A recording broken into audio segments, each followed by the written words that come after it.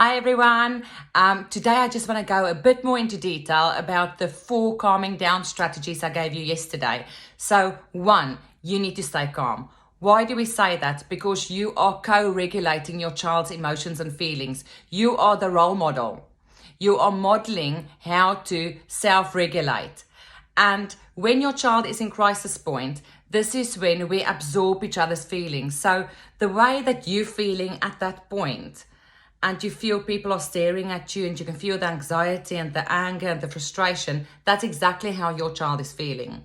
So we can't put out fire with fire. One person needs to be calm. If you feel yourself getting really, really worked up, what I tend to do is try to give yourself time out for 90 seconds. In those 90 seconds, you can work out what you want to do next. If I am at home, this is when I will just take 90 seconds to take myself away from the situation and calm down, get my brain in gear again. If you are out in public, this is when I use the diversion and I use the best creative skills that you do have. This is when you actually see a poster and that's the best thing you've ever seen, and you just try to divert your child's feelings onto that poster and attention onto that poster. Or a bin, wow, a red bin. What do we use this bin for?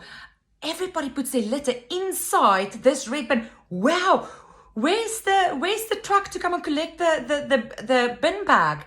Can we see it? Where is it? And you just do whatever you can to distract your child from the problem and yourself from the problem.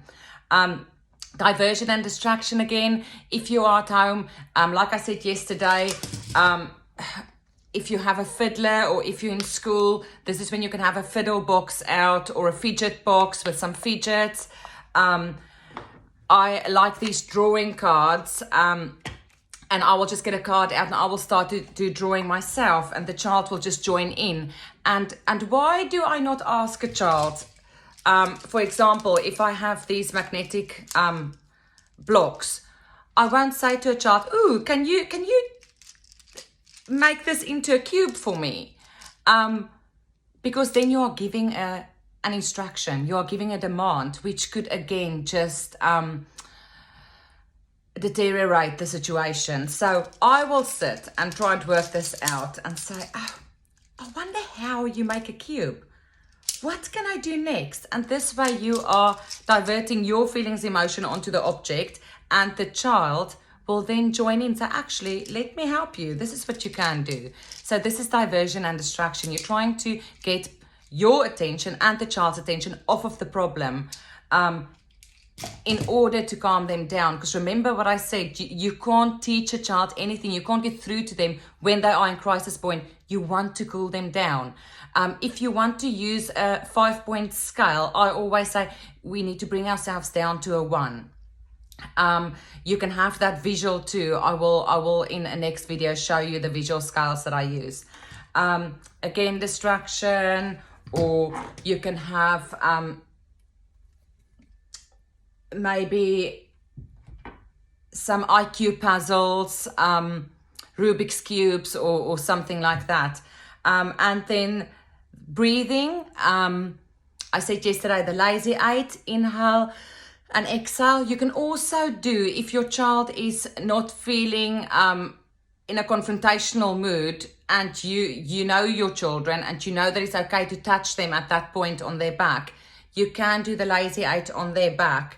That tends to help them down and relax them. Some children like it when you put pressure on their shoulders, but again, this is when you know your child. You can't go and do this to a child in school if you can't just, touch a child in school. You need to know your children, and you need to, in school, obviously, you will have some sort of care plan in place if that's what's needed to touch children.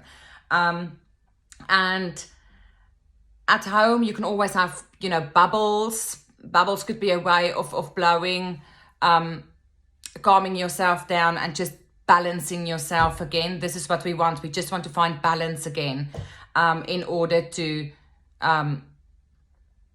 be able to think. and problem solve. And then the last one, exercise. You can just stand in one spot and you can run for 10 seconds and then breathe for 10 seconds. You can do star jumps. And if you are outside, this is when you can just let a child run. Again, what I said yesterday is I will have a demonstration on a sensory circuit in one of my next videos. Okay, bye.